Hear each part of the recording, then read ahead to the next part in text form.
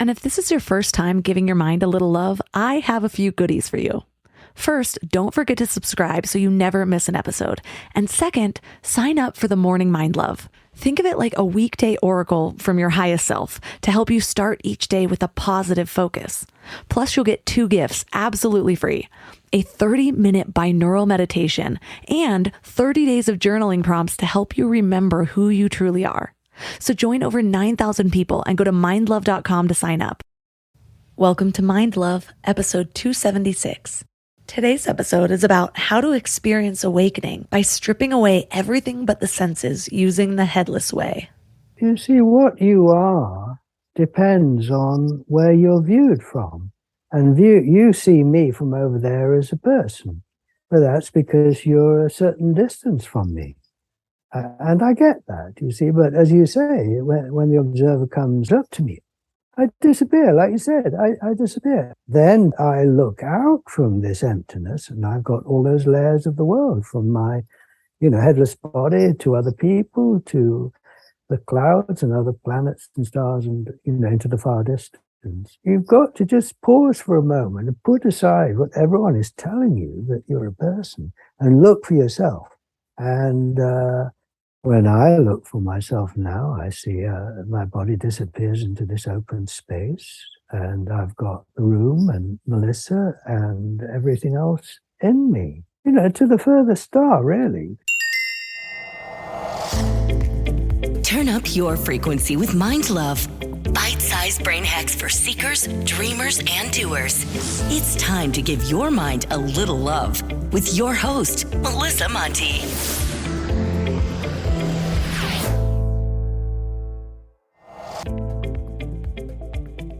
If this is your first time giving your mind a little love, don't forget to hit the subscribe button. Mind love is a habit, and the more you give your mind that love and intention, the better you'll feel about yourself and your life. Plus, it's really a win-win because more subscribers means Mind Love attracts even more amazing guests to bring you their wisdom. So don't forget to subscribe. This episode is going to blow your mind, or at the very least, it'll blow open your perception of who you are. But I want to start with a question. Is it possible to be wrong about the character of your own conscious experiences? There's a right answer to that, and it's yes. And I don't mean it's possible for our experiences to be an illusion, although that's true also. But I mean it's possible to be wrong about even the illusion. And I hear you. Melissa, I may be wrong about the world, but how can I possibly be wrong about my own thoughts and feelings? It's possible because without training, we don't observe our thoughts and feelings while they're happening. We remember them a fraction of a second later, and we remember them wrong.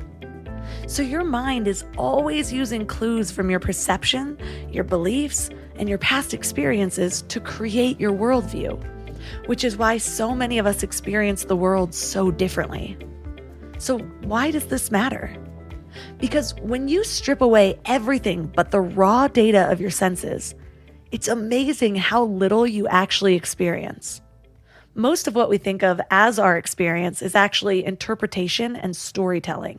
But with enough mindfulness, it's possible to experience just the raw data. And that's what allows us to be fully in the present moment, which is where we need to be to experience the oneness that all spiritual seekers are aiming for. So how do we get there?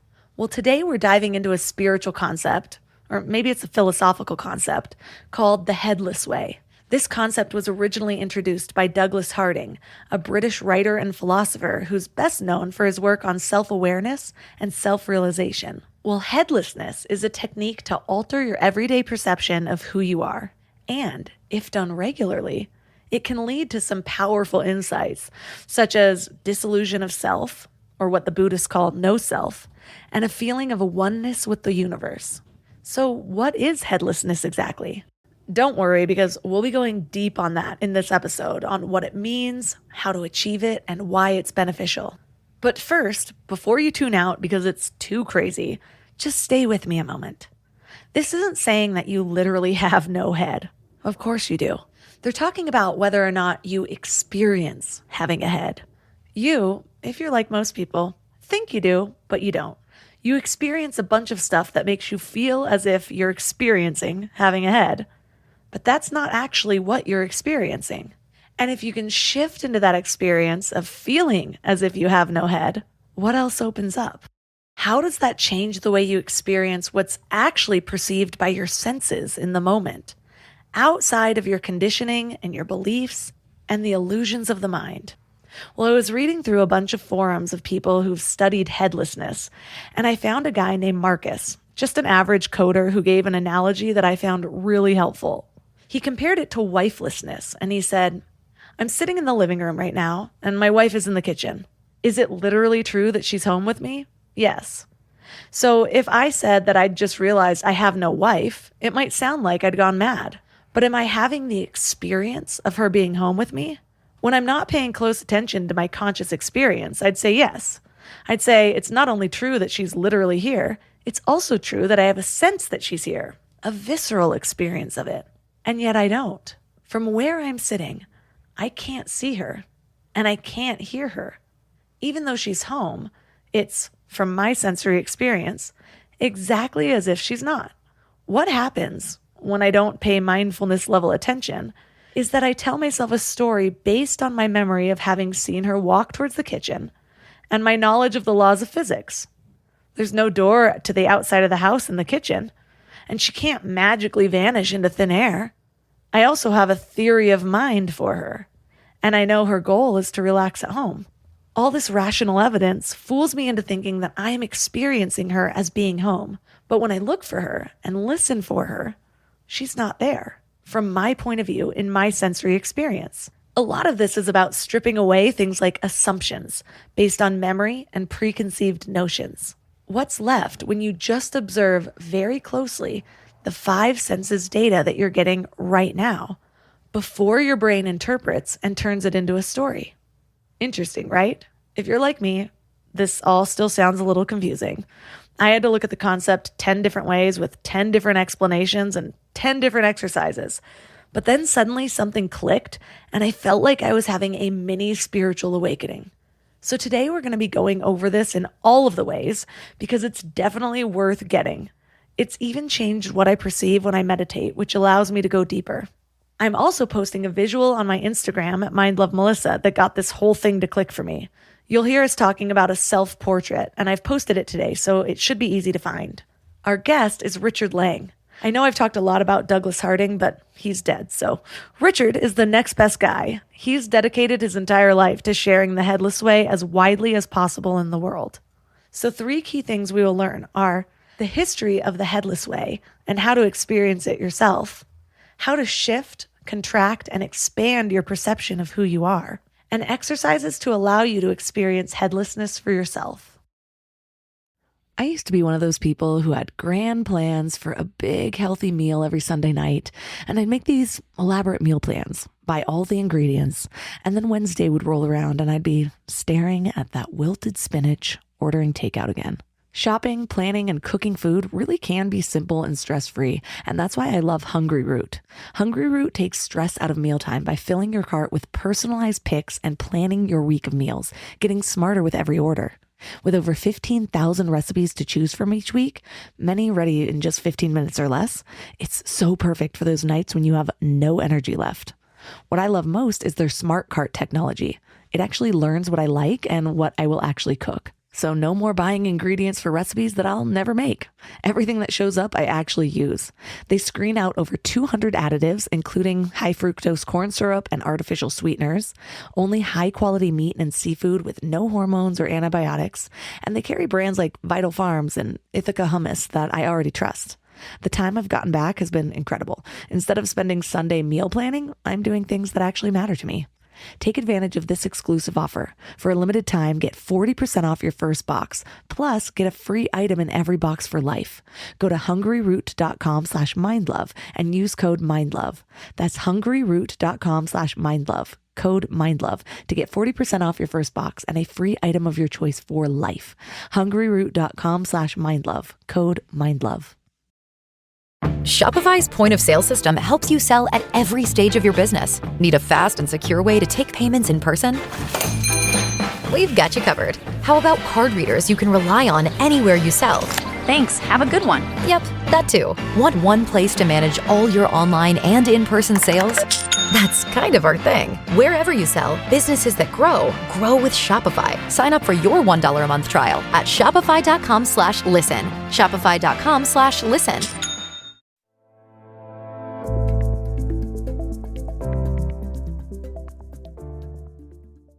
And now let's welcome Richard Lang to the show. Thank you, Melissa. Thank you for inviting me. So what inspired your journey into the Headless Way? When were you originally intrigued by it? When did you really start? Well, I started when I was a teenager, when I was 17. So it's more than 50 years ago now. And I was interested in, I suppose, I was interested in who I really was. And I went to a Buddhist society summer school here in England. I knew very little about Buddhism. I went with my brother. And by chance, Douglas Harding, author of On Having No Head, was there. I had not heard of him. I went to a workshop with him and he showed me my true nature, and the rest is the present. So give us a brief history of Douglas Harding and how he discovered that he had no head before we get into the big concepts of it. Yes. Well, Douglas was born into a strict Christian group called the Plymouth Brethren. His father was very keen, but he left when he was 21. He decided he couldn't accept that they had the only way to truth just because they said they did. And he then started, really, to cut a long story short, exploring what it was like to be himself. And he realized he had layers, that he wasn't just human. He was made of cells, which were made of molecules, which were made of atoms, which were made of particles, which were made of practically nothing. But going away, he was part of a society, part of a planet, a star, a galaxy. So if you imagine an onion with layers, obvious question, once you've started to explore the layers, is what is at the center. And he had the impression that it was a kind of nothingness, because the closer you got to it, the less there was to perceive. But then he was in India. He'd gone there with his wife. He was an architect. He got a job there in 1937. He was 28. And the war broke out. He became a major in the army there. And his inquiry into what he was at center intensified, partly because of the war, all of that. And then one day, he saw a picture by Ernst Mach, which was a first-person drawing. So it was a drawing Mach, this philosopher, physicist, drew of himself from his own point of view. And Douglas looked at the picture and realized he couldn't see his own head. And of course, he could see it there in the mirror, and other people could see it, but he couldn't. And this was, he realized, direct perception of the center, which is empty, headless, faceless, space for the world. He then set about writing a book, The Hierarchy of Heaven and Earth, which was published in 1952. And from there, he spent the rest of his long life, he was 97 when he died, spent the rest of his long life writing. He developed experiments, we call them, for sharing our true nature, very simple awareness exercises. And I met him in 1970. He took me through some of the awareness exercises, showed me that, just pointed out that from my own point of view, when I look down, my body's headless, I'm space for the world. I thought that is fantastic. That is such a simple, direct way of communicating one's true nature. You know, when you look at someone, if I look at you, Melissa, then I don't see Richard here. I see Melissa. I'm space for Melissa. I have Melissa's face now. I'm looking out of this openness. So I looking back, really what I did was I dedicated my life from then on, really, to being aware of this primarily, enjoying it, being aware of who you really are, but also sharing it. And I have many, many friends I share this with. So I go around making friends. When I saw in your book, you've written it almost like a comic book. And one of the images is kind of a recreation of the Ernst Mach self-portrait. And so for listeners that can't see it, basically it would be like if you were sitting on your couch with your legs up. You can see your legs, you can see your hands. You can't see your face or your neck. But then part of his self-portrait is actually what he sees. And so he's in like an office, I believe. And so he sees the desk and the chair and whatever. For some reason, that image had a really profound effect on me as well, because seeing that as a self-portrait, just even contemplating that idea, in my mind, what happens is realizing that everything in my awareness is a part of me. And it's kind of like, if you've gone down the self-discovery or spiritual journey, you've heard maybe many times, maybe this is your first time hearing it, how, the wave seems separate, but it's just a part of the ocean and it gets sucked back into the ocean. And so I think about that a lot. And I think about my place in this world and how, we're all one and we're all a part of everything. And when I'm in meditation, sometimes I try to visualize, like, what would it be if my awareness was beyond just my face? But there was something about the way that image called itself a self-portrait and included what was in the awareness that just shifted for me, where I was like, everything in my awareness is a part of me. And I'm actually getting chills right now.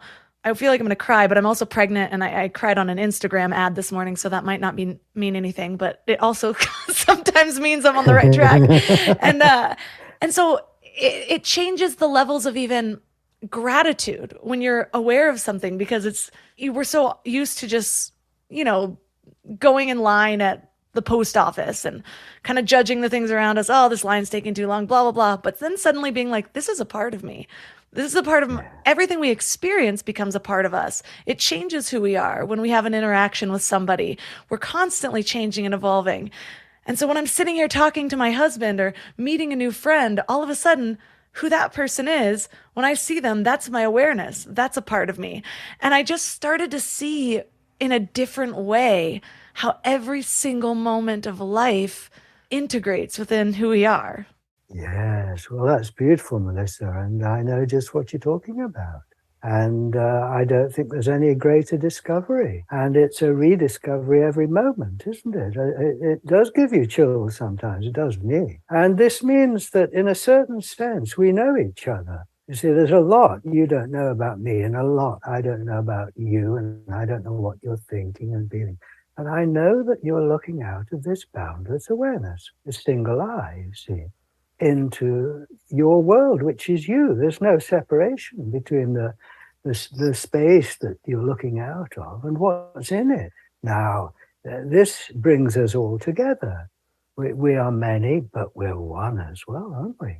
Just one unnamed, still, spacious awareness, full of everything. It's wonderful, wonderful, yes.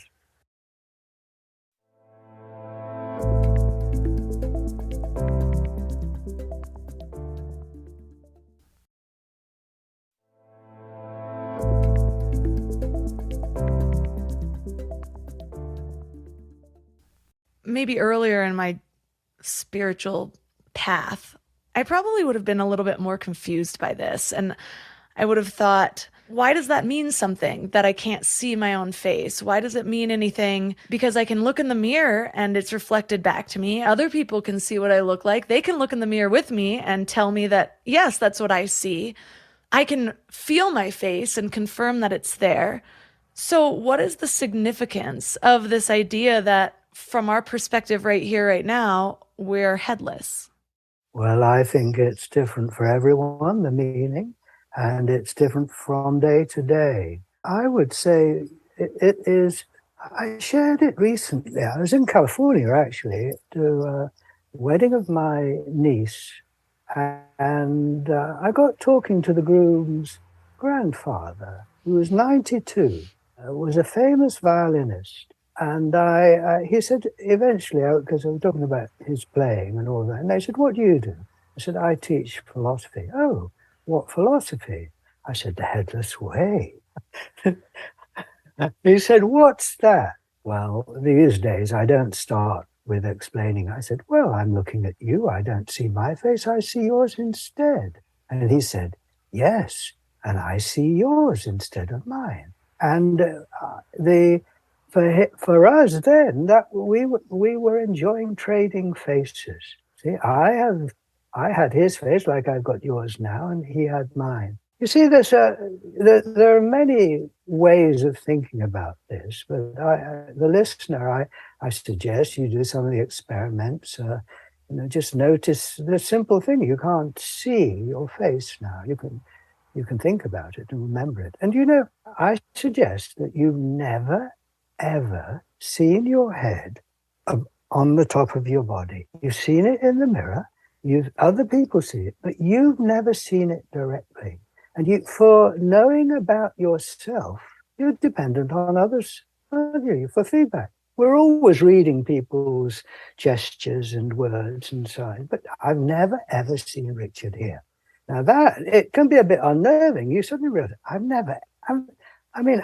if I've got egg on my beard, I have to wait until I look in the mirror or someone tells me. I can't, or look on the screen. But walking around, I've just never, ever seen. So it can be a bit unnerving.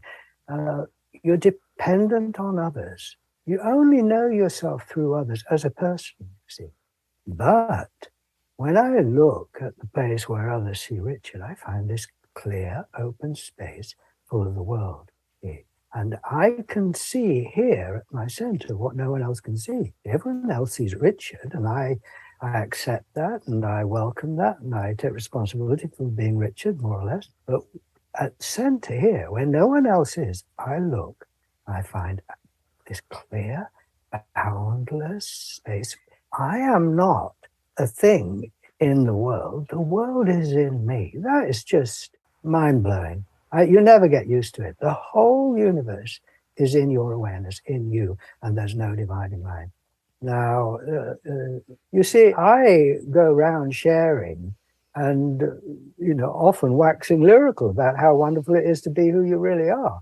See, and I hope that it's infectious. I can't prove it. People have to just relax and look for themselves and test it out. And see what it means to them. But yes, I can't see Richard here, but I can see my true nature.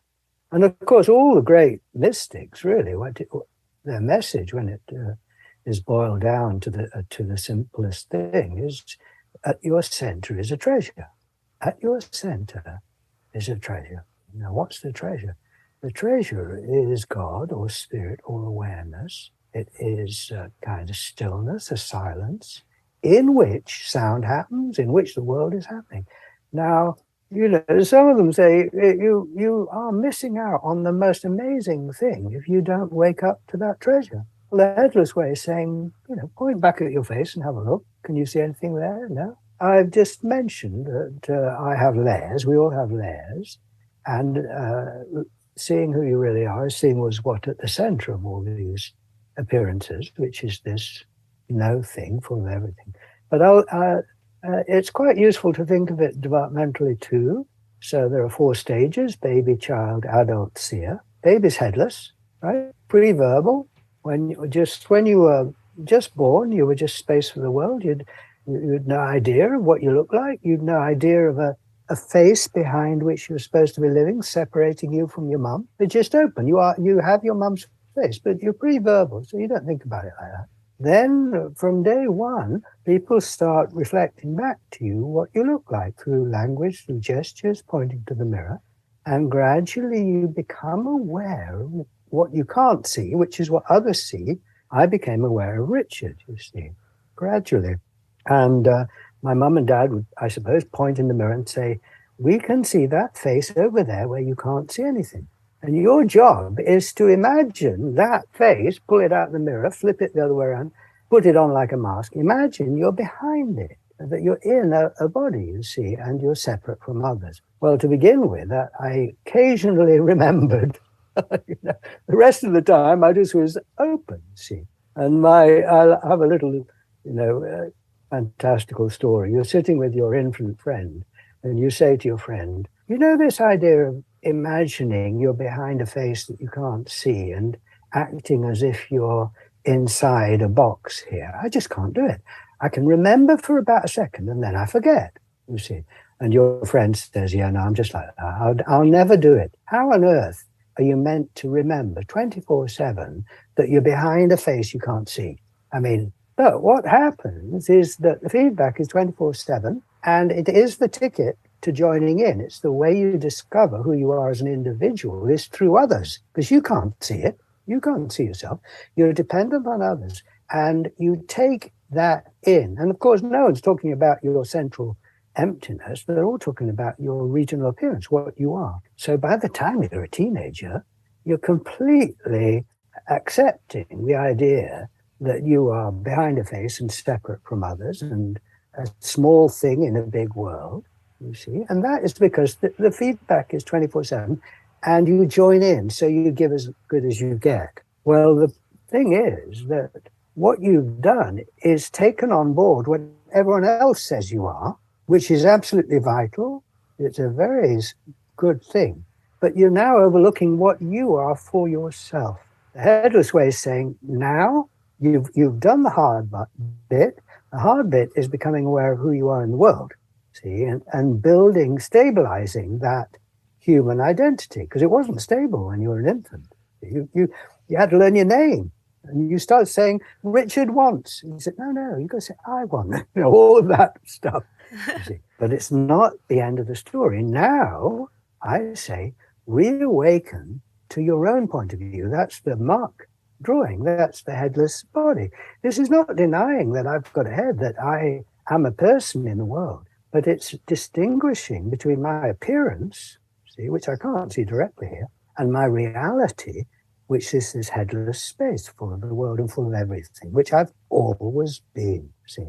And then people say, well, all right, I can see that, because it's not thinking, it's seeing, see. And you can't do it wrong. You can't, sometimes see half your head here or a quarter of your head here. You never see anything here. I don't, anyway.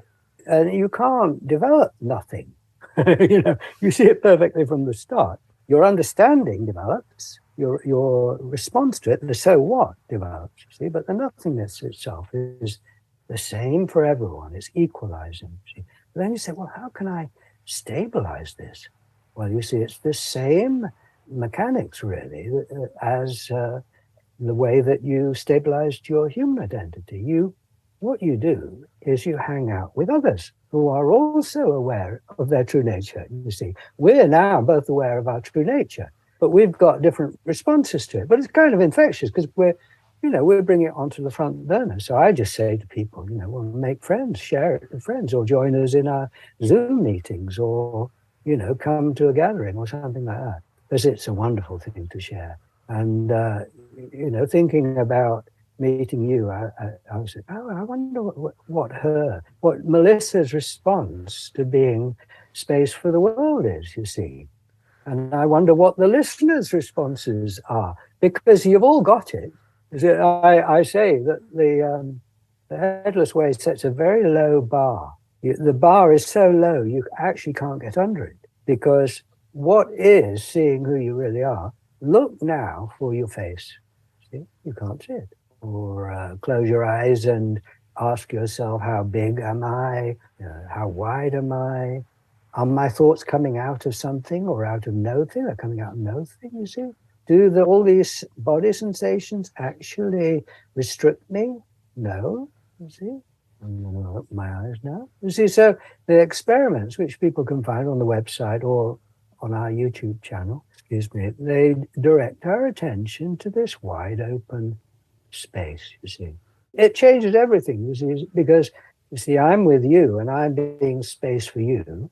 When you speak, then I hear two voices in one consciousness, right? Yeah. There you are. Two voices in one consciousness. How many consciousnesses do you actually experience, Melissa?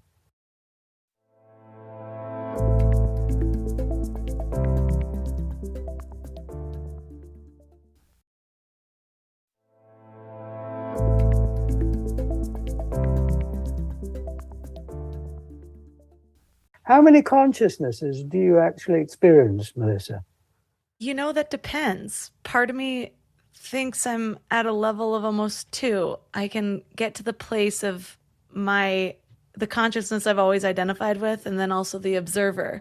And so that's something that I've been working on for a while, where I'm then all of a sudden like, oh, interesting that I'm having those thoughts. So I'm not sure if that was a valid response to your question, but I think about that a lot. How it feels like there's two of me inside of me now, just the autonomic responses, and then the person that's sort of just curious by those.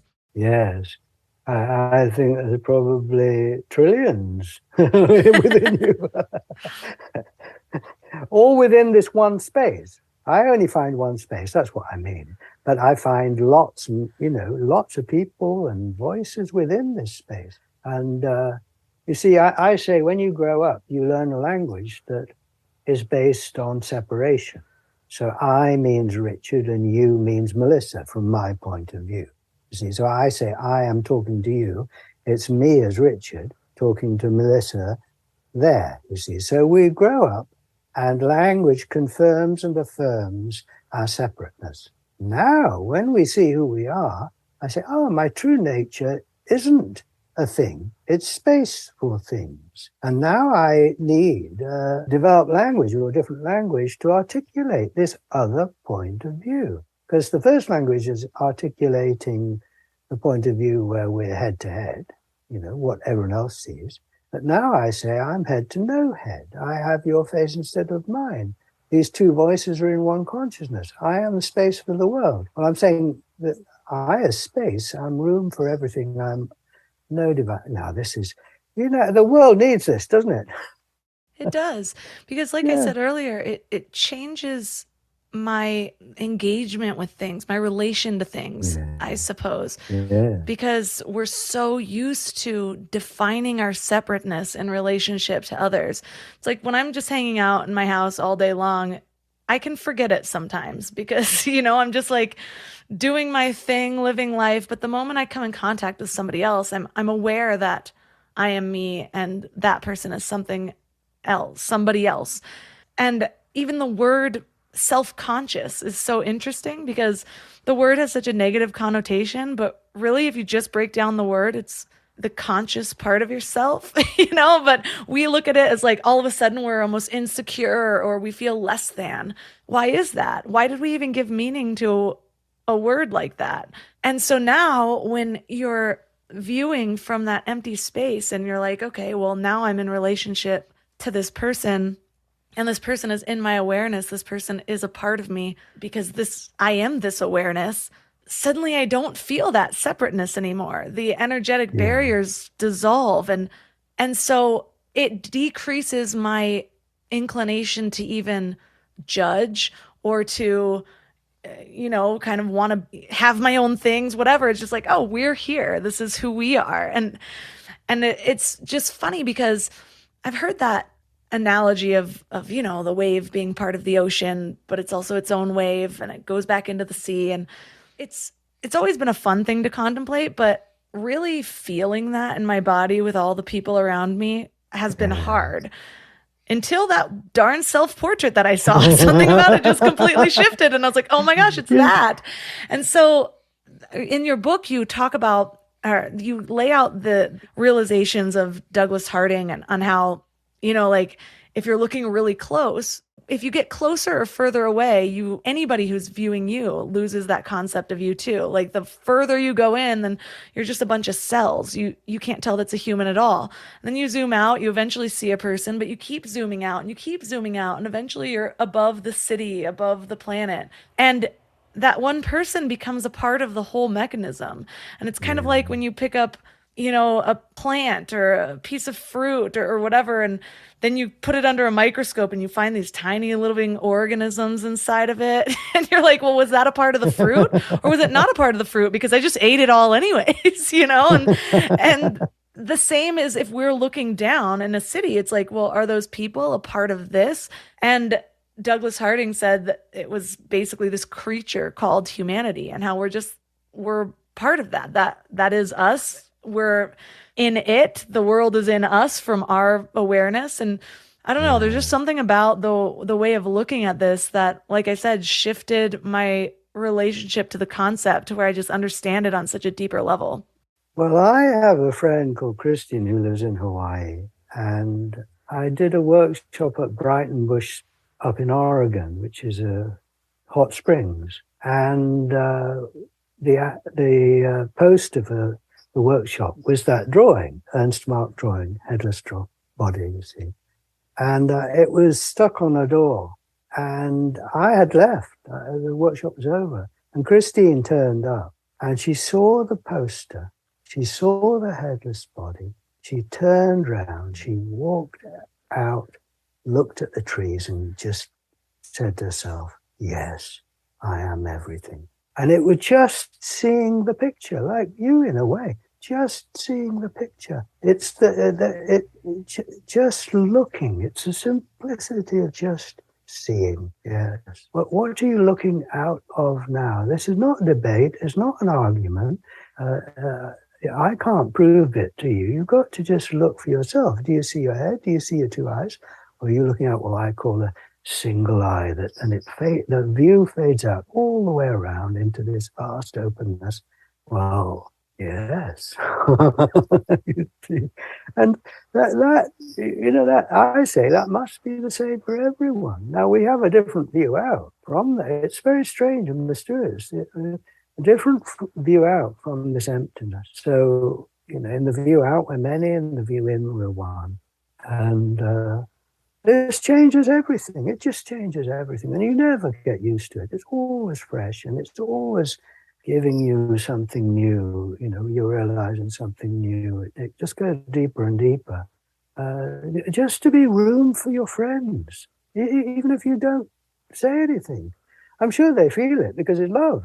There's nothing in the way. You're just being space for them without even having to think of that. You look at someone and you enjoy their face, and you're just open to it. And you're talking and you hear your voice and their voice in one silence, one consciousness. Or this space is so mysterious and creative. And it's still, isn't it, that you're driving and you know that you're in a car moving along the road and the scenery is still and you're moving, but from the inside, you're still and the scenery moves through you. I love dancing. I go dancing, and I was dancing a couple of evenings ago, and I was just thinking, everything is moving in me. That's not, the human Richard is moving about the dance floor, but who I really am, this divine openness really is moving the whole world. It's incredible. Yeah, it is just the most wonderful discovery, and it's about you see. And it's probably worth saying that, having waxed lyrical, that the experience itself, well, several things to say. First of all, in a way, it's neutral. People say, I haven't got it. I say, can you see your head? They say, no. Do you see the world instead? Yes, you've got it. But I don't feel enlightened, or I don't feel peaceful, or I've still got problems, or I feel self-conscious. Yes, but can you see your head? No. So this means that you can see who you are and still have problems. It is, in fact, you wake up to responding to problems from this problem-free space. But anyway, I think one of the reasons why people sometimes say, so what, is because it doesn't seem to do anything for them. I say, well, in a way, that's right. You see, it is a neutral space, but be patient, you see, give it a chance, because I'm sure if you stay with it, it will do a lot for you. And there's another way of looking at this, that the space, although it's neutral and empty, I'm just describing it now, I mean, it's crystal clear, it's full of the world, and it is open to the world, and it's open to others. So I say that your true nature welcomes the world and welcomes others. Now, I don't always feel welcoming, you see, but my true nature is just always welcoming, built open. So I say that your true nature is profoundly welcoming, positive, rich, everything is in it. And I think we're so used to just seeing ourselves from the outside as limited and separate that it takes a bit of getting used to awakening to the inside story, which is vast and includes everything. So I say to people, just be patient. I really encourage people to hang out with others because you'll find that they are having the same challenges as you, and they might have something inspiring to say, or you might have something inspiring to say. So if the listener thinks, oh, it doesn't do anything for me, relax, give it a chance. You place a big importance on, or really saying that there's a lot to be gained from hanging out with other people that are at least open to contemplating this. What are some of the insights that you've gotten from other people that have opened your awareness even more to this? Well, Douglas Harding wrote On Having No Head in 1961, and it was his first popular book on the subject. And the first chapter, he describes the experience of being headless and being space for the world. But then he goes on to explore the meaning of it. And he points out, to begin with, two things that he noticed, what it meant to him, really. The first was that when he was with people, because he could see he was face there to no face here, he didn't confront anyone. Now, that's huge. This isn't just a thought. I'm looking at you, Melissa, and I'm directly seeing that there's nothing in the way of Melissa. It's not face to face, no distance. I have your face right here. So that non-confrontation is, the world is sort of, got a lot of confrontation going on in it. But when you look for yourself, so that's the first thing. But then the other thing he said was that seeing that I am built open, I must assume that everyone is in the same wonderful condition, that they are room for the world. And therefore, he said, he play on words, really. He said, therefore, I must think the world of them, because they are the world. When you see, everyone is headless. So it's not like there's an in-group and an out-group. Everyone is headless, whether they know it or not. This is a very deep recognition of who everyone is and a respect for everyone. You can't really have higher respect for anyone than realizing they are the one. But when you can talk with others about it, then you find out, first of all, by actually talking about it, you discover things, you affirm its reality, you say it in public, because communication is always two-way, then you get a reaction, and you get a reaction in words with see, just like we're talking. I enjoy the fact that you're aware of your true nature and are happy to talk about it. Now, you'll meet a lot of people who don't know about their true nature and don't want to talk about it. Fine, right? Fine. But if you're interested in something, it might be tennis or chess or I don't know. It's nice to hang out with others and talk shop, isn't it? Well, it's a bit like that. It's hanging out with others who are aware of their true nature, who are aware of that, I'm in you and you're in me, and you can say it.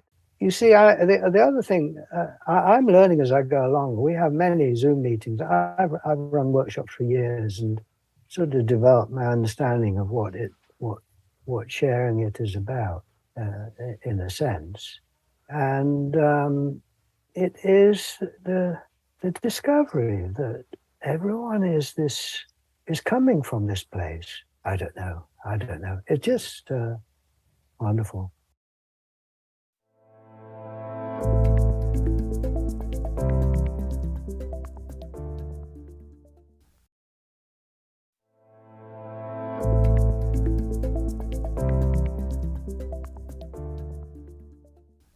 I'm reminded of Napoleon Hill. I bring this up a lot because he was the first person that really introduced me to the concept of masterminding, about basically getting people together. And, I can bring me and somebody else together, and it isn't just what I know and what that person knows. We co-create and we come up with things ideas and insights that neither of us had before coming into contact with each other. And so for me, that is one of the most important reasons as to why I should hang out with people that are also on a path. Doesn't need to be the exact same path as I am, just a path of some sort of discovery, some sort of living off of autopilot, trying to bring some intention and insight and just realization to what everyone around us says is the only truth. And in co-creating, then yeah, you'll have these new insights, new discoveries, new realizations about yourself and the world that we live in. And one of the things that Douglas Harding talked about was like, what is actually even a part of us? And you had this illustration of him and somebody else. And it's like, well, are these false teeth a part of me? And the guy's like, well, no, they're false. And it's like, well, why is that? Is it because they're loose? Well, my saliva's loose. Yeah, but that's growing with you. Well, this is growing with me. And it kind of went back and forth and got you to think on all of these things. And it's like, well, yeah, we actually define these things that are not a part of us by these rules that we just skip over all of these things that we just automatically assume are a part of us and we don't question it. And when we consider that our cells are regenerating all of the time, and I'm sure plenty of people have heard this. I know this is a simplistic kind of description of this idea, but for the most part, we are completely different cell makeup every 7 years or so. And I've read that, yeah, some things regenerate faster and slower than others, but for the most part, in 7 years from now, I'll have a whole new makeup. So why am I still myself versus not? And so when you're thinking of it in that way, and then you consider this awareness perspective of just being this empty space and everything that's coming into your awareness, becoming a part of you. I love that. Just the thought of, being in a car and we think we're moving through it, but we feel still. We're just sitting there, like with our foot on the gas, but then all of a sudden the whole world is moving through us. And so that's what I love about just thought experiments where, you can go with what feels and seems obvious, what, your science teacher might just say to you, what you've always learned. But if you just give it a little bit more thought and compare it to other things and really question what you are, who you are in this moment, what you're observing, and what those observations actually even mean. Because the deeper you go into science, I know a lot of people kind of separate the science and the spirituality, but science is crazy when you think about it. Like, we are not solid beings like we think we are. And science proves that. We're constantly moving molecules. And one of the ways that Douglas Harding described it, or maybe you described it in your book, it was a combination of the two, was that science says that light bounces off your hand and into your eyes and then forms an image that's encoded and passed to your brain where it's reconstructed. And only then do you see your hand or an idea of your hand. And if you have an imbalance in your mental processes, that's why, some people actually have illusions that are so real that they cannot tell it from the reality everyone else is perceiving. Who's to say that person's reality is wrong when they're perceiving it in such a real way? There's all these different ways to sort of question what we're experiencing in the moment and sort of flip us upside down on it. And it can be maddening, but it can also be really expansive. Yes. Well, this is taking a fresh look. And you see, what you are depends on where you're viewed from. It's as simple as that. And you see me from over there as a person. But that's because you're a certain distance from me. And I get that, you see. But as you say, when the observer comes up to me. They don't find Richard over here. I disappear, like you said. I disappear. And I'm right at the center, and I've completely disappeared. See? But then I look out from this emptiness, and I've got all those layers of the world, from my headless body to other people, to the clouds and other planets and stars, and, into the far distance. And this makes sense scientifically. From the outside, certainly I am walking down the street, see, from the point of view of other people on the street. That's what they tell me. But I'm not moving. I'm still. Now, who is it at my center? You see, who is it? Well, you've got to just pause for a moment and put aside what everyone is telling you, that you're a person, and look for yourself. And when I look for myself now, I see my body disappears into this open space, and I've got the room and Melissa and everything else in me. To the furthest star, really. So now that is big. It's very big, and all kinds of things happen within this space. Good things, bad things, good, bad, and ugly. It doesn't make everything all right in that sense. Life goes on and it's full of challenges, but you see that your true nature is safe because nothing can affect this space. On the one hand, you're kind of free of the world. On the other hand, there's no divine mind. You're completely engaged. So this is a radically different way of appreciating yourself and the world. Everything is upside down and inside out from the first person point of view. From outside, I've grown up and I've learned, because I've never seen my face here, but I've learned everyone else sees my face here, and I'm behind it. My thoughts and feelings are behind my forehead somewhere. Then I look for myself, I've got no forehead. So my thoughts and feelings are all out in the world, out there with the wall and with the people, and I'm free of it all here. And everything is different. And that's why it's good to meet others, you see, because they'll have different realizations going on about who they really are. And that's inspiring. Yeah. It suddenly makes concepts make so much more sense. Like, you have the whole universe inside of you. I've always sort of looked at that as an analogy because, it is interesting when you like have a picture of the inside of a brain and then a picture of the cosmos and all the similarities of them, or like the picture of your brain stem and a tree. And so I had always sort of interpreted it in that way, where it's like, oh yeah, all of these same things, the macro is the micro. But when you suddenly open it up to you being just this space, like the one, because it doesn't even seem like we're looking out of two eyes. It's this one big eye, this one big space above. All I can really see down is like my chest and beyond. And so then the concept of like, I'm not in my body's in me, or my center is not hidden. So many of us go into self-discovery are looking for the center, the core of who we are. And this whole time we're actually just looking out of it. It's right here. It was never lost. There's nothing to find. I know. Oh, what a joke. I mean, incredible. Yeah, and the analogy is just so tame compared to the actual reality, which is there is no dividing line. Everything is within you. You are this vast open space. Everyone else is too. I know. It's a delight to hear that you're enjoying this, Melissa, and you see, you are accepting what you experience. You're accepting what you see. You're taking it seriously, not solemnly, seriously. You say, yes, yes. I can see who I am here and now. I'm looking out of it. It was never hidden.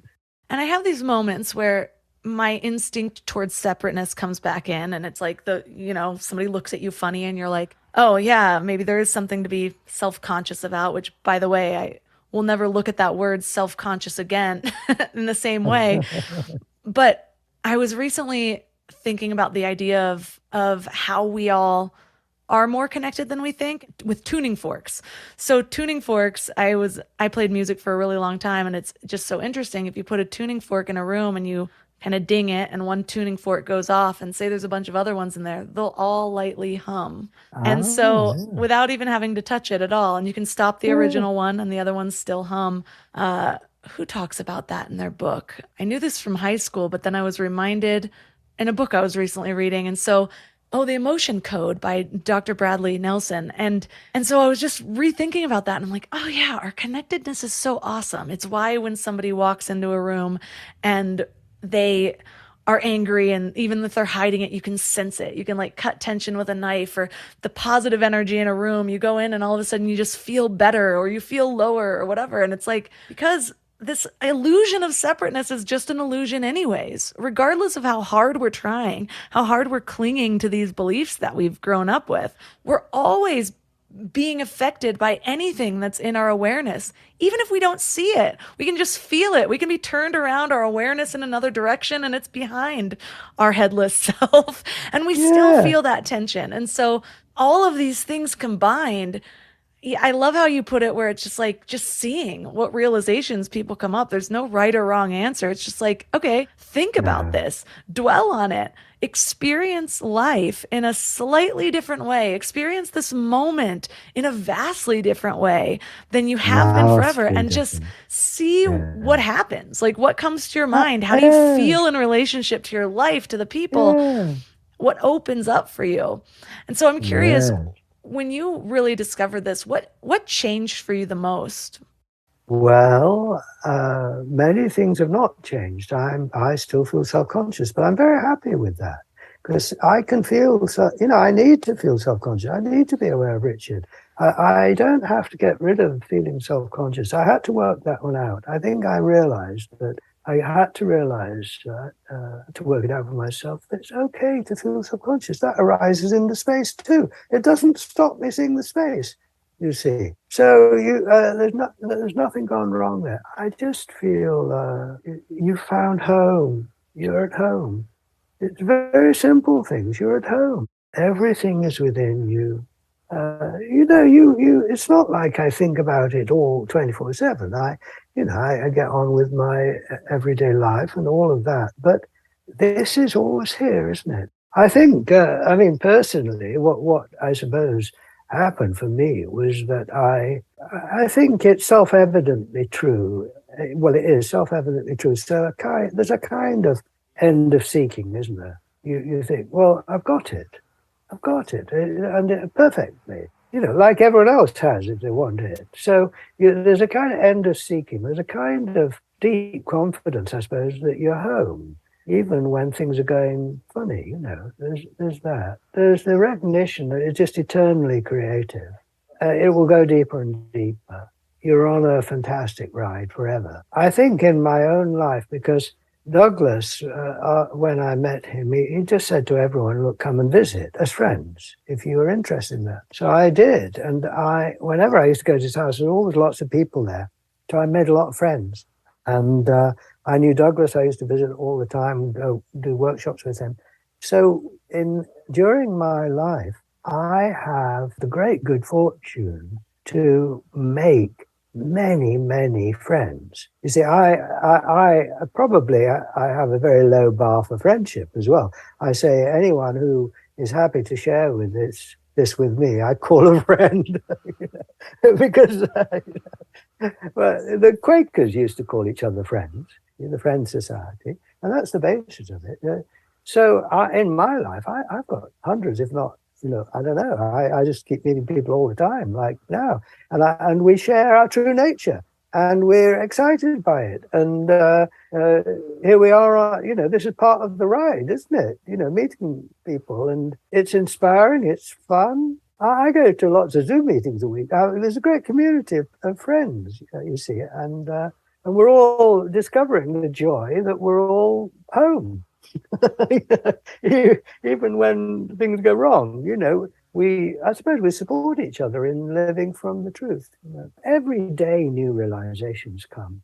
I mean, I am communicating a lot about it. I'm always in touch with people. I'm writing about it. I am, so it's not surprising, it's what I've retired. I was a therapist. I retired from that. I'm just 24/7 on this. So, it's inspiring me all the time. But I just became aware just the last day or two of the fact that my true nature is timeless and things come and go, but there's always something in the space. Now, I just think, Richard, how long have you got left in your life? You might as well say yes to this. You might as well just take the brakes off and say yes. That is just where I'm at, you see. So, my God, it's just like the world is arising in consciousness and each thing comes and goes, but the whole doesn't, just happening here. Now, that is wild. That is wild. It's forever. It's forever. So I don't expect people to, agree with me. I don't care. It's just true, you know. And that is so joyful. Douglas Harding had a lovely phrase. He said, everything that comes and goes, you see, every joyful thing has a shadow. Everything has a shadow. I mean, you shine a light on it, has a shadow, but everything has a shadow in the sense that it will end, except you. And he called it, this is the joy that knows no variation and casts no shadow. There is not a downside to who you really are. There's a downside to every experience, to everything there is. And I'm not denying that. And I don't like it all the time, but would I want it any other way? I can't. Anyway, that's the way it is. But who you really are, this is the good news. You see, the good news that people like Jesus and the Buddha were talking about. It wasn't just, finally sorting out your tax. It was, hey, you are the one that was never born and will never die, and everything is within you, and everything's pouring out of you, and there's no separation, and everyone is this too. So the older I get, the more loudly I sing my song and just say, who you really are is just fabulous. And you are. How did you come to be, you see? How did you come to be? You don't know. I don't know. But I am. Now, but it's worth pausing for a moment and going, well done. And there's a lot we don't understand about the world, but good, you see. I was meditating on this morning, and you're right. The insights I almost had what felt almost like contradicting insights. And I'll let you into my mind for a minute, because I was thinking, wow, suddenly I have this greater appreciation for the body that I can see. Because, things come and go from my awareness all the time, but that's always there. And then I had this thought, but it'll age and it'll get different, and my hands will look different than they do now in 20 years and whatever. And I'm coming from a perspective or a past of having a lot of body image issues, having an eating disorder for a long time, and really working on that.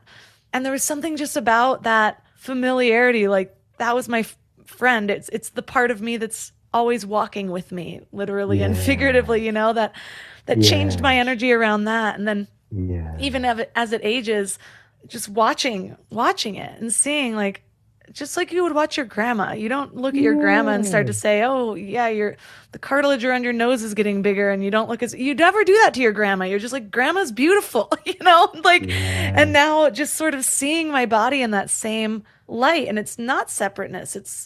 It's love, which is connectedness, it's just this different perspective. And I think anything that can kind of get us out of judgment or separateness is worth exploring, because I really do feel, at least with me, that that's my biggest source of pain. If you really go layers and layers beyond any pain that you ever feel, it's separateness in a way. It's real. It's that belief that you aren't connected, that you aren't enough, that you're different or alone or whatever it is. And so whether or not you walk around with this new perspective for the rest of your life, where you have a tool to sort of snap you out of those moments and get you to see this moment in a different way, so that you don't spiral like we tend to do. Either way you want to play with it, it's worth it. So thank you so much for bringing this insight. Like I said, I was not expecting to feel such a profound shift in the first few pages of your book. And I was like, oh my gosh. Then I'm just walking around and I'm like, I have no head. Probably seeming crazy, but it's fun. It's a laugh. It's so funny. That the truth can be discovered with such ease and simplicity in such a funny way, in a way. But with regard to separation, I discovered something quite a while back now, because I got, after many years of seeing who I was, I started getting panic attacks. And I thought, how does that work? What is that about? And I tried to get rid of it. I realized what the source of the panic attack was feeling separate, feeling threatened, others, see. And so, I tried to get rid of the feeling, I'm not separate. Didn't work. The thought didn't work. And to cut a long story short, what happened was I came to accept that I couldn't get rid of the feeling of separation. And when I started to accept it and then explore the good things about it, because when I have that feeling of separateness from you, which I do, I have the feeling that you're someone else living your own life over there in California, you see. I have that deep feeling, even though I can see there's no dividing line, you're just a picture in consciousness, see? There's no other. At the same time, the paradox, I have this deep feeling that you are other. And I can't get rid of it, you see. And then I think, actually, this is really beautiful. The one has somehow become two. Is somehow there is someone out there, but the other is not me and is me. And when I began to say yes to the feeling of separation, I realized it is a great gift. This feeling of the other is a wonderful development, you see. Now, it's difficult. It comes at, a price, but now I'm much less inclined to fight the feeling of separation, but to celebrate it as something arising in the space, you see. Yeah. I love that. But, it's a lesson that I didn't want. It's true. I started getting like deep feelings of anxiety after I gave birth, and it was a whole process where I'm like, what is this? Like everything feels like it's closing in, like doom and gloom. You can't think yourself out of it. Yeah, not at all. It makes it worse. Yeah. But even as you were talking and sharing your insights, I was sort of melting into the Headless Way. And then all of a sudden I'm like, well, if this is all a part of me, then all of a sudden I just felt so grateful. I'm like, how cool in my awareness is this man that has had all these discoveries, that's devoted his life, and now it's in my mind. Now I'm just absorbing it, and now it's a part of me. How amazing is that? And then it's like in those moments of feeling alone, and all of a sudden you're talking to your best friend, and maybe you go from comparing like, oh, she has a better body than me, or this or that, and then all of a sudden it's just like, oh wait, the universe just delivered this being because I was feeling lonely. And so there's just so many ways to interpret it depending on what you need. And I think for me, it's just being aware of what would feel good for me in this moment. And because of this new way of seeing it, I can sort of sink into that and experience it in a whole new way than I would have otherwise. And if you take the view that it all flows from the void here, from, the source, I mean, that's a common image, isn't it? The source, the origin, the place where everything comes from. You've got to say, wow, it is just clever. I mean, I don't always like what it gives me, but, if I'm patient, there's usually... I go, oh, I see. I mean, it takes me a while to see. But like this conversation is coming out of the great void now, isn't it? I mean, we didn't know this was going to happen, and we didn't know what we were going to talk about. I hadn't met you before. It just the void. I mean, how did it do it? I know. And just being able to approach it with that curiosity and gratitude. It's just like, wow, well, what's next? What's possible? What's going to happen now? Rather than, oh, this is what I expect to happen, and hopefully it lives up to it, or this is what I want, and now I'm not feeling it, which is how so many of us normally go through life. But instead it's just like, this is this big open void that I'm living in, and anything can arise. I wonder what I'll create, or what we'll co-create together. I have a phrase, life is one damned blessing after another. I love it.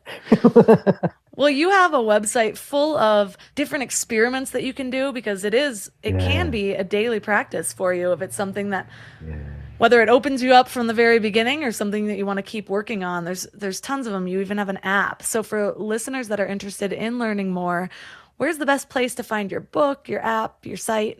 Well, go to headless.org.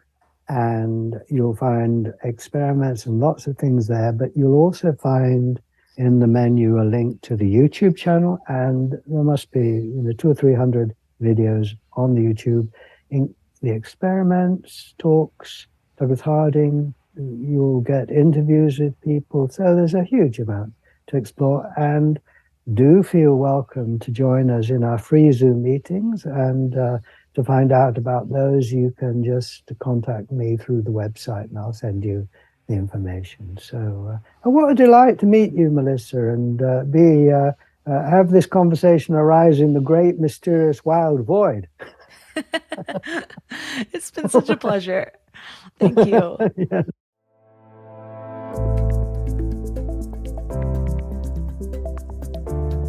All the links for this episode will be at mindlove.com/276.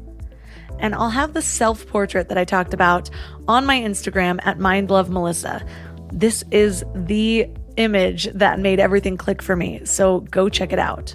Your challenge for this week is to explore headless.org. There are so many free exercises to do just to shift your perception of reality. And it's worth doing because so many of us are bogged down by our conditioning, by our past experiences, by our memories. And yeah, sometimes they're great, but sometimes they're not. Do you ever wonder who you could really be if you could get yourself to believe it? Well, the first step to that is by undoing some of the beliefs that you're holding on to and keeping you where you are. I recently did a session to clear some of the beliefs that I had been holding on to, and I didn't even really know they were there. I just knew I was starting to feel stuck, kind of in this limbo between this person that was really feeling like a boss for a while, and then had one baby and then got pregnant again, and often has some sort of kid's food stuck to my shirt, my hair's not done. I don't know. There's been a lot going on. And I felt like I needed a little bit of help to push through it. So I worked with a healer on clearing beliefs, someone who will be on the podcast coming up soon. And it really worked for me. Between that, the Headless Way, I feel so supported by the universe. I feel like every time I am vulnerable and I say what I'm feeling and I put it out there and ask for guidance, somebody comes into my life with the perfect solution or with just the nudge I need to set me on the right path. So this work is worth it. But what it takes, at least for me, is to be intentional about it, to know at least the general direction I want to go, or to know what type of guidance that I need, even if it's just that I need guidance in general. So put yourself out there, get clear on what you want, shift your perspective, take some time to see what's holding you back, and maybe practice some of these simple things that get you to experience your reality in a whole new way. And let me know how it goes. Reach out to me on Instagram at mindlovemelissa, because you're going to be there anyway to check out the self-portrait. If you'd like to support Mind Love, the best way to do that is by joining Mind Love Premium. And we got some really exciting things coming up starting in January, so get in now. You can also support by leaving a 5-star review on Apple Podcasts or on Spotify. You can find all of my sponsors at mindlove.com/sponsors. And that's all for today.